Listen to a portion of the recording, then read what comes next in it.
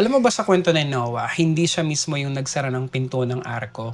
Doon sa storya sa Genesis 7 verse 16, ang sabi doon, matapos pumasok si Noah, ang kanyang pamilya at lahat ng hayop sa arko, sinabi ng Biblia, the Lord shut him in. Hindi si Noah ang nagsara. Ang Diyos mismo ang nagsara ng pinto. Now, there are three things that I want to share with you tungkol sa salitang pinto.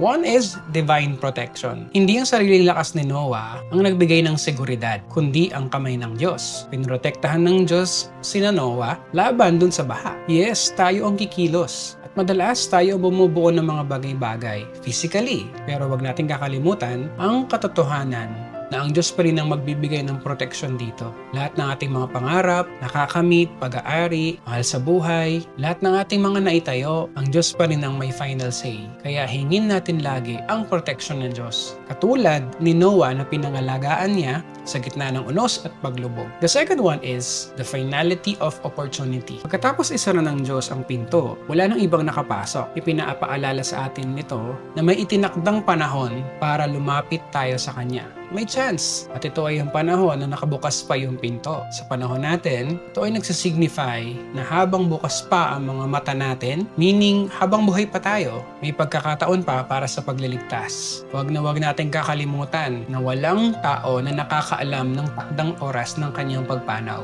Kaya hindi rin aksidente na napanood mo ang video na to para ipaalala yon sa'yo. Nakabukas ang pinto at libre ang pagpasok. Bukas ang pinto ng kaligtasan, pagpasok mo na lang ang kulang. Number 3 is the symbol of salvation. Ang pintuan ay simbolo ng Kristo. Mababasa natin yan sa John 10 verse 9. Siya lamang daan para sa kaligtasan. Think of it like a fire exit.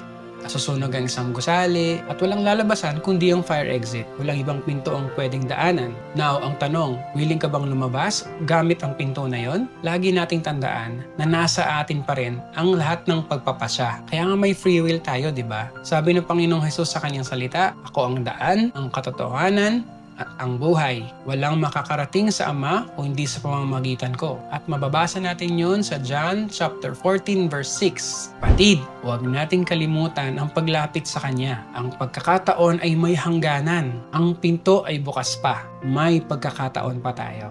Share mo to para ma-bless din ng iba. Click follow for more kwento at kanta. Shalom!